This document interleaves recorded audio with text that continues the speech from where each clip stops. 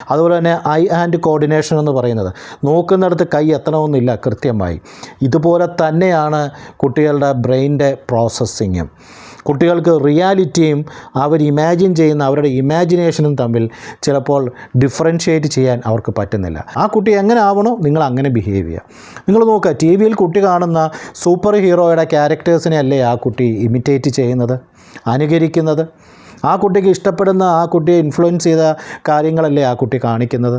അപ്പോൾ നിങ്ങൾ ചെയ്യുന്ന അതേ ക്യാരക്ടറല്ലേ, നിങ്ങൾ ചെയ്യുന്ന അതേ ബിഹേവിയർ അല്ലേ ആ കുട്ടി ഇമിറ്റേറ്റ് ചെയ്യാൻ പോകുന്നത്. മൂക്കിൻ്റെ തുമ്പത്തിരിക്കുന്ന ദേഷ്യമല്ല അവർക്ക് ആവശ്യം. നിങ്ങളുടെ സ്ട്രിക്റ്റായിട്ടുള്ള, നിങ്ങളുടെ പെർഫെക്ഷനിസ്റ്റായിട്ടുള്ള പേരൻറ്റിനെ അല്ല അവർക്ക് ആവശ്യം. ഇതൊന്നും അവർക്ക് ആവശ്യമില്ല.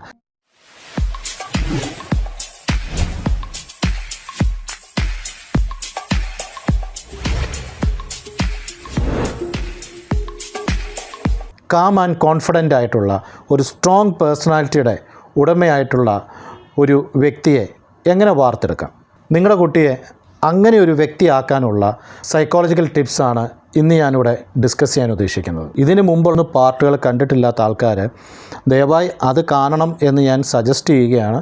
കാരണം ഇതൊരു കണ്ടിന്യൂവേഷനാണ്. അപ്പോൾ അതിൽ പറഞ്ഞിട്ടുള്ള പല കാര്യങ്ങളുടെയും ബാക്കിയായിട്ട് ഇതിൽ കാര്യങ്ങൾ പറയുന്നുണ്ടാവാം. അതുകൊണ്ട് അതുകൂടി കാണുകയാണെങ്കിൽ വളരെയേറെ പ്രയോജനകരവും എഫക്റ്റീവും ആയിരിക്കും. ചുട്ടയിലെ ശീലം ചുടല വരെ എന്ന് പറയുന്നതിൻ്റെ അർത്ഥം ഏർലി ഡെവലപ്മെൻറ്റൽ സ്റ്റേജസ് എന്ന് പറയുന്നത് അത്രയേറെ ഇമ്പോർട്ടൻ്റ് ആണെന്നുള്ളതാണ്. അതായത് ഒരു കുട്ടി ഏറ്റവും കുഞ്ഞായിട്ടിരിക്കുന്ന എപ്പോഴാണ്, ആ കുട്ടിയുടെ ഏറ്റവും ചെറിയ പ്രായമാണ് ആ ഒരു കുട്ടിയുടെ അല്ലെങ്കിൽ ഇനി വരുന്നൊരു വ്യക്തിയുടെ ലൈഫിലെ ഏറ്റവും പ്രധാനപ്പെട്ട സമയം എന്ന് പറയുന്നത്. അപ്പോൾ ഒരു കുട്ടിയുടെ പേഴ്സണാലിറ്റി ഡെവലപ്മെൻറ്റിൽ അല്ലെങ്കിൽ ഏത് തരത്തിലുള്ള ഡെവലപ്മെൻ്റ് ആയാലും അതിൻ്റെ അടിത്തറ, ആണിക്കൽ എന്നൊക്കെ പറയുന്നത് ഈ ഒരു ഏറ്റവും ചെറിയ പ്രായം തന്നെയാണ്. ഇവിടെ ഏറ്റവും കൂടുതൽ പേരൻസ് കുട്ടികളുമായി കോൺഫ്ലിക്റ്റ് ഉണ്ടാകുന്നത് എപ്പോഴാണ്, എവിടെയാണ്? ബിഹേവിയേഴ്സ് അനലൈസ് ചെയ്തതിൻ്റെ ഭാഗമായിട്ടുള്ള ഒരു കാര്യമാണ് കൊച്ചുകുട്ടികൾ കള്ളം പറയുക എന്ന് പറയുന്നത്. കള്ളം പറയുക എന്ന് പറയുന്നത് നമുക്കറിയാം, കുട്ടികൾ മാത്രമല്ല എല്ലാ പ്രായത്തിലും ഏത് മനുഷ്യരും കള്ളം പറയും. എന്നാൽ തിരിച്ചറിവായവർ പറയുന്ന കള്ളം എന്ന് പറയുന്നത് കള്ളമാണെന്ന് അറിഞ്ഞുകൊണ്ട് തന്നെയാണ് കള്ളം പറയുന്നത്. എന്നാൽ കുട്ടികളെന്ന് പറയുന്നത് കള്ളം പറയുമ്പോൾ അത് എപ്പോഴും കള്ളമായിരിക്കണമെന്ന് നിർബന്ധമില്ല. മെജോറിറ്റി അല്ലെ മോസ്റ്റ് ഓഫ് ദി ടൈംസും കുട്ടികൾ കള്ളമായിരിക്കില്ല അവർ പറയുന്നത്. അവർക്ക് റിയാലിറ്റിയും ഇമാജിനേഷനും തമ്മിൽ തിരിച്ചറിയാൻ പറ്റാത്തൊരവസ്ഥ കുട്ടികൾക്കുണ്ടാവും. കാരണം അവരുടെ ബ്രെയിൻ എന്ന് പറയുന്നത് വളർന്നുകൊണ്ടിരിക്കുന്നതേ ഉള്ളൂ. കുട്ടികളുടെ കാഴ്ച എന്ന് പറയുന്നത് പെട്ടെന്ന് ഒരു ദിവസം എല്ലാം ക്ലിയറായി കാണുക എന്നുള്ളതല്ല. ജനിച്ചു കഴിഞ്ഞാൽ ഒരു കുട്ടിയുടെ കാഴ്ച എന്ന് പറഞ്ഞാൽ ബ്ലേഡായിട്ടുള്ള വിഷനിൽ നിന്നും അത് പ്രോഗ്രസ് ചെയ്ത് ക്ലിയറായുള്ളൊരു വിഷനിലേക്കാണ് അത് വരുന്നത്. കുട്ടികളുടെ മസിൽ സ്ട്രെങ്ത്, ഗ്രിപ്പ് ചെയ്യാനുള്ള കപ്പാസിറ്റി, ഇതൊക്കെ നമുക്കറിയാം. ആദ്യം കുട്ടികൾ ക്ലംസി ആയിരിക്കും, ഒരു സാധനം പിടിച്ചു കഴിഞ്ഞാൽ കുട്ടിയുടെ കയ്യിലിരിക്കത്തില്ല. അതുപോലെ തന്നെ ഐ ഹാൻഡ് കോർഡിനേഷൻ എന്ന് പറയുന്നത് നോക്കുന്നിടത്ത് കൈ എത്തണമെന്നില്ല കൃത്യമായി. ഇതുപോലെ തന്നെയാണ് കുട്ടികളുടെ ബ്രെയിനിൻ്റെ പ്രോസസ്സിങ്ങും. കുട്ടികൾക്ക് റിയാലിറ്റിയും അവർ ഇമാജിൻ ചെയ്യുന്ന അവരുടെ ഇമാജിനേഷനും തമ്മിൽ ചിലപ്പോൾ ഡിഫറൻഷ്യേറ്റ് ചെയ്യാൻ അവർക്ക് പറ്റുന്നില്ല. അപ്പോൾ അവരുടെ ഇമാജിനേഷനായിരിക്കാം നിങ്ങളോട് പറയുന്നത് നിങ്ങൾക്ക് കള്ളമാണെന്ന് ഫീൽ ചെയ്യുന്നത്. അപ്പോൾ നമ്മുടെ ഒന്നാമത്തെ പോയിൻ്റ് എന്ന് പറയുന്നത് young children don't lie, they confuse reality with imagination എന്നുള്ളതാണ്. ഇവിടെ ഇത് മനസ്സിലാക്കാനുള്ള ഒരു സ്കില്ല് ഒരു പേരൻറ്റിനുണ്ടാവുകയാണ് വേണ്ടത്. അപ്പോൾ ഒരു കുട്ടി അബ്സല്യൂട്ട് നോൺസെൻസ് അല്ലെ അബ്സല്യൂട്ടായിട്ടുള്ള ഒരു കള്ളമാണെന്ന് നമുക്ക് തോന്നുന്നൊരു കാര്യം പറഞ്ഞാൽ ആദ്യം നമ്മൾ ആ കുട്ടിയെ നീ കള്ളനാണെന്നും പറഞ്ഞ് ശിക്ഷിക്കാൻ പോവുകയോ ആ കുട്ടിയെ ക്വസ്റ്റ്യൻ ചെയ്ത് ബുദ്ധിമുട്ടിക്കുകയോ അല്ല വേണ്ടത്. അപ്പോൾ ഒരു കുട്ടി ഒരു കള്ളം പറഞ്ഞാൽ ഫസ്റ്റ് ഓഫ് ഓൾ നമ്മളതിനെ അക്സെപ്റ്റ് ചെയ്യുക. ഓക്കെ, അങ്ങനെയാണോ, എങ്കിൽ വാ എന്ന് പറഞ്ഞിട്ട് ആ കുട്ടിയെ വിളിച്ചുകൊണ്ട് പോയി അതിനെപ്പറ്റി കാമായിട്ട് സംസാരിക്കുക. നമ്മൾ ലോജിക്കലായിട്ടുള്ള ക്വസ്റ്റ്യൻസ് ആ കുട്ടിയോട് ചോദിക്കുക. വഴക്ക് പറയരുത് എന്നുള്ളതാണ് ഇവിടുത്തെ ഒന്നാമത്തെ റൂള്. ആ കുട്ടിയെ വഴക്ക് പറയില്ല. കാരണം നമ്മൾ പറഞ്ഞ പോലെ ആ കുട്ടിക്ക് റിയാലിറ്റിയും ഇമാജിനേഷനും തമ്മിലുള്ള വ്യത്യാസം അറിയുന്നില്ല. പിന്നെ ആ കള്ളം എന്താണെന്ന് നിങ്ങൾ അനലൈസ് ചെയ്യുക. കുട്ടി എന്താണ് പറഞ്ഞിരിക്കുന്നത്. അപ്പോൾ ആ പറഞ്ഞിരിക്കുന്ന ആ ഒരു കാര്യത്തിൽ ഈ കുട്ടി ഇമാജിൻ ചെയ്യുന്നുണ്ടെന്ന് മനസ്സിലാക്കുക. അങ്ങനെ ഇമാജിൻ ചെയ്യുന്നുണ്ടെങ്കിൽ ആ കുട്ടിയെ ഏതോ തരത്തിൽ ഇൻഫ്ലുവൻസ് ചെയ്തിരിക്കുന്ന ഒരു കാര്യത്തെക്കുറിച്ചാണ് ഈ കുട്ടി പറയുന്നത്. അപ്പോൾ ആ രീതിയിൽ കുട്ടിയോട് ചോദിക്കുക, അതിനെപ്പറ്റി കൂടുതൽ അറിയുക, കുട്ടിയുടെ ആ ഇമോഷൻസിനെക്കുറിച്ചും ആ ഇമാജിനേഷനെക്കുറിച്ചും കൂടുതൽ അറിയുക. അതായത് brain development is incomplete അൻറ്റിൽ mid 20s വരെ അതായത് 20-25 വയസ്സ് വരെ ഗ്രോത്ത് ആൻഡ് ഡെവലപ്മെൻറ്റ് എന്ന് പറയുന്നത് ഇൻകംപ്ലീറ്റ് ആണ്. അപ്പോഴാണ് നമ്മൾ ഈ കൊച്ചു കുട്ടികളെ ഒരു ഫുള്ളി ഡെവലപ്ഡായിട്ടുള്ള മച്ചുവേർഡായിട്ടുള്ള ബ്രെയിനുള്ള ആൾക്കാർ ബിഹേവ് ചെയ്യണമെന്ന് എക്സ്പെക്റ്റ് ചെയ്ത് നമ്മൾ കുട്ടികളോട് ബിഹേവ് ചെയ്യുന്നത്. എന്തൊരു തെറ്റായിട്ടുള്ള രീതിയിലുള്ളൊരു പാരൻറ്റിങ് ആയിരിക്കാം ആ സമയത്തെന്ന് ഒന്ന് ആലോചിച്ച് നോക്കുക. നമ്മൾ ഈ കൊച്ചുകുട്ടി എത്ര മച്ചുവേർഡായിട്ട് ബിഹേവ് ചെയ്യണമെന്നാണ് എക്സ്പെക്റ്റ് ചെയ്യുന്നത്.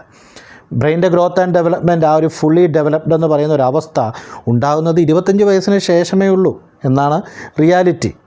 അപ്പോൾ ഈ സമയത്തൊക്കെ ഒരു കാമായിട്ടും കോൺഫിഡൻ്റ് ആയിട്ടും ഉള്ളൊരു കുട്ടിയെ ഡെവലപ്പ് ചെയ്തുകൊണ്ട് ഒരു വ്യക്തിയാക്കി മാറ്റണമെന്നുണ്ടെങ്കിൽ നമ്മൾ ആ കുട്ടി ചെയ്യുന്ന കാര്യങ്ങൾ മനസ്സിലാക്കുക എന്നുള്ളതാണ്. ആ കുട്ടിയുടെ ഈ അണ്ടർ ഡെവലപ്ഡ് ആയിട്ടുള്ള ബ്രെയിൻ, ഡെവലപ്പ് ചെയ്തുകൊണ്ടിരിക്കുന്ന ബ്രെയിൻ, അണ്ടർ കൺസ്ട്രക്ഷനിലിരിക്കുന്ന ബ്രെയിനിനെ പ്രോപ്പർലി കൺസ്ട്രക്റ്റ് ചെയ്യാൻ വേണ്ടി എപ്പോഴും ആ കുട്ടിയുടെ നീഡ്സിനെ നമ്മൾ മനസ്സിലാക്കി ആ കുട്ടിക്ക് വേണ്ടത് നമ്മൾ പ്രൊവൈഡ് ചെയ്യുക എന്നുള്ളതാണ് വേണ്ടത്. ഇവിടെ എപ്പോഴും ഞാൻ പറയും, നമ്മുടെ കഴിഞ്ഞ എപ്പിസോഡ്സിലൊക്കെ പറയുന്ന പോലെ തന്നെ ആ കുട്ടി എങ്ങനെ ആകണമെന്ന് നിങ്ങൾ ആഗ്രഹിക്കുന്നോ നിങ്ങളങ്ങനെ ബിഹേവ് ചെയ്യുക എന്നുള്ളതാണ് വേണ്ടത്. ആ കുട്ടി എങ്ങനെ ആവണോ നിങ്ങൾ അങ്ങനെ ബിഹേവ് ചെയ്യുക. നിങ്ങൾ നോക്കുക, ടി വിയിൽ കുട്ടി കാണുന്ന സൂപ്പർ ഹീറോയുടെ ക്യാരക്ടേഴ്സിനെ അല്ലേ ആ കുട്ടി ഇമിറ്റേറ്റ് ചെയ്യുന്നത്, അനുകരിക്കുന്നത്. ആ കുട്ടിക്ക് ഇഷ്ടപ്പെടുന്ന, ആ കുട്ടിയെ ഇൻഫ്ലുവൻസ് ചെയ്ത കാര്യങ്ങളല്ലേ ആ കുട്ടി കാണിക്കുന്നത്. അപ്പോൾ നിങ്ങൾ ചെയ്യുന്ന അതേ ക്യാരക്ടറല്ലേ, നിങ്ങൾ ചെയ്യുന്ന അതേ ബിഹേവിയർ അല്ലേ ആ കുട്ടി ഇമിറ്റേറ്റ് ചെയ്യാൻ പോകുന്നത്. അപ്പോൾ ആ കുട്ടി എങ്ങനെ വരണോ നിങ്ങൾ ആഗ്രഹിക്കുന്നോ നിങ്ങൾ പെരുമാറി ഒരു മച്ചുവേർഡ് പേഴ്സണായിട്ട് ആ കുട്ടിയുടെ മുമ്പിൽ നിങ്ങളെ അവതരിപ്പിക്കുക. എപ്പോഴും ഓർക്കുക, ബ്രെയിൻ ഈസ് അണ്ടർ കൺസ്ട്രക്ഷൻ. അവിടെ ഹെൽപ്പാണ് വേണ്ടത്, അവിടെ ആ കുട്ടിക്ക് സപ്പോർട്ടാണ് വേണ്ടത്. ആ കുട്ടിയുടെ ആവശ്യങ്ങളെ മനസ്സിലാക്കുകയാണ് വേണ്ടത്, ഇമോഷൻസിനെ മനസ്സിലാക്കുകയാണ് വേണ്ടത്, എമ്പതിക്കാവുകയാണ് വേണ്ടത്. അങ്ങനെയാകുമ്പോൾ children needs to borrow your calm, not chaos. കുട്ടികൾക്ക് ആവശ്യം നിങ്ങളുടെ ആ കാംനെസ് ആണ്, അല്ല നിങ്ങളുടെ കെയോസ് അല്ല ആവശ്യം. നിങ്ങളുടെ ആ അലങ്കോലമായിട്ടുള്ള ബിഹേവിയർ അല്ല ആവശ്യം. നിങ്ങളുടെ ബിഹേവിയർ ഡിസോർഡേഴ്സ് അല്ല ആവശ്യം. പേഴ്സണാലിറ്റി ഡിസോർഡേഴ്സ് അല്ല ആവശ്യം. മൂക്കിൻ്റെ തുമ്പത്തിരിക്കുന്ന ദേഷ്യമല്ല അവർക്ക് ആവശ്യം. നിങ്ങളുടെ സ്ട്രിക്റ്റ് ആയിട്ടുള്ള, നിങ്ങളുടെ പെർഫെക്ഷനിസ്റ്റ് ആയിട്ടുള്ള പേരൻറ്റിനെ അല്ല അവർക്ക് ആവശ്യം. ഇതൊന്നും അവർക്ക് ആവശ്യമില്ല. നിങ്ങളുടെ കാംനെസ് ആണ് ആവശ്യം. കാമായിട്ട് ആ കുട്ടിയെ കേൾക്കുകയും അതിനെ മനസ്സിലാക്കുകയും അതിന് വേണ്ട സാധനങ്ങൾ പ്രൊവൈഡ് ചെയ്യുകയും ചെയ്യുന്ന കാംനെസ്സാണ് ആ കുട്ടിക്ക് വേണ്ടതെന്ന് എപ്പോഴും ഓർക്കുക. അപ്പം കാം ആൻഡ് കോൺഫിഡൻ്റ് ആയിട്ടൊരു കുട്ടി വരണമെങ്കിൽ കാം ആൻഡ് കോൺഫിഡൻ്റ് ആയിട്ടുള്ളൊരു പേരൻ്റായിട്ട് ആദ്യം നിങ്ങൾ മാറണം. നിങ്ങൾ അലറിക്കൂവുമ്പോൾ, നിങ്ങൾ പൊട്ടിത്തെറിക്കുമ്പോൾ, പെർഫെക്ഷനിസത്തിനും കൊണ്ട് കുട്ടിയെ കുത്തിക്കൊല്ലാൻ ചെല്ലുമ്പോൾ നിങ്ങൾ കോൺഫിഡൻ്റ് അല്ലാത്തത് കൊണ്ടാണ് അത് ചെയ്യുന്നത്. അപ്പോൾ നിങ്ങൾ കാമാകൂ, കോൺഫിഡൻ്റ് ആകൂ. നിങ്ങൾ കാമായിട്ട് കോൺഫിഡൻ്റ് ആയിട്ട് മുന്നോട്ട് പോകുമ്പോഴും ചിലപ്പോൾ കുട്ടികളുടെ ഭാഗത്തു നിന്നും ഇമോഷണൽ ഔട്ട്ബേസ്റ്റുകൾ ഉണ്ടാവാം, പൊട്ടിത്തെറികൾ ഉണ്ടാവാം. അതൊരിക്കലും അവരുടെ അഹങ്കാരം കൊണ്ടും അവരുടെ കുരുത്തക്കേട് കൊണ്ടും ഒന്നും ആയിരിക്കില്ല. അവരുടെ ഉള്ളിലുള്ള ഇമോഷൻസ് പൊട്ടിത്തെറിക്കുന്നതാവാം. കാരണം നിങ്ങൾ കാമാണ്, കോൺഫിഡൻ്റ് ആണ്, നല്ലൊരു പേരൻ്റാണ്. പക്ഷേ ഈ കുട്ടി സ്കൂളിൽ പോകുന്നുണ്ടാവാം, കോളേജിൽ പോകുന്നുണ്ടാവാം, മറ്റ് സ്ഥലങ്ങളിൽ പോകുന്നുണ്ടാവാം, സോഷ്യൽ റിലേഷൻഷിപ്പിലേക്ക് ആ കുട്ടി പോകുന്നുണ്ടാവാം. ഇവിടെ നിന്ന് കിട്ടുന്ന പ്രശ്നങ്ങൾ കാരണം ഈ കുട്ടിക്ക് സ്ട്രെസ് ഉണ്ടാവാം. അപ്പോഴാണ് കുട്ടി ഔട്ട് ബേസ്റ്റ് ആവുന്നത്. അത് നിങ്ങളോടുള്ള ഡിസ്റെസ്പെക്റ്റ് അല്ല. അപ്പോൾ അവിടെയാണ് നമ്മൾ ഏറ്റവും കൂടുതൽ കാമായിട്ട് കുട്ടികളുടെ പ്രശ്നങ്ങളെ മനസ്സിലാക്കി കുട്ടിയെ ഹെൽപ്പ് ചെയ്യാൻ വേണ്ടിയിട്ട് നമ്മൾ മുന്നോട്ടിറങ്ങേണ്ടത്. പേരൻസ് കാം ആൻഡ് കോൺഫിഡൻ്റ് ആയിട്ട് മുന്നോട്ട് പോകുമ്പോൾ കുട്ടിക്ക് ഒരു പ്രശ്നവും ഉണ്ടാവില്ലെന്നല്ല. തീർച്ചയായിട്ടും കാം ആൻഡ് കോൺഫിഡൻ്റ് ആയിട്ടുള്ളൊരു വ്യക്തിയെ നിങ്ങൾക്ക് വാർത്തെടുക്കാൻ പറ്റും. പക്ഷേ കുട്ടിയെ ഇടയ്ക്ക് കാണിക്കുന്ന ഈ ഇമോഷണൽ ഔട്ട്ബേസ്റ്റോ മറ്റ് പ്രശ്നങ്ങളോ കുട്ടിയുടെ സോഷ്യൽ ഇൻട്രാക്ഷനും കുട്ടികളുടെ മറ്റ് കാര്യങ്ങളുമായിട്ടുള്ള ഡെവലപ്മെൻറ്റ് പ്രോസസ്സിൻ്റെ ഒരു ഭാഗമാണെന്ന് മനസ്സിലാക്കുക. അവിടെ നിങ്ങൾ വീണ്ടും കാമായിട്ട്, എമ്പതിക്കായിട്ട് കുട്ടിയെ ആക്റ്റീവായിട്ട് ലിസൺ ചെയ്ത് കുട്ടിക്ക് വേണ്ട സപ്പോർട്ട് പ്രൊവൈഡ് ചെയ്യുക, ഹെൽപ്പ് പ്രൊവൈഡ് ചെയ്യുക. Thanks for watching Dr. Dance. Subscribe to unlock the mysterious world of psychology with Dr. Abhay Daniel.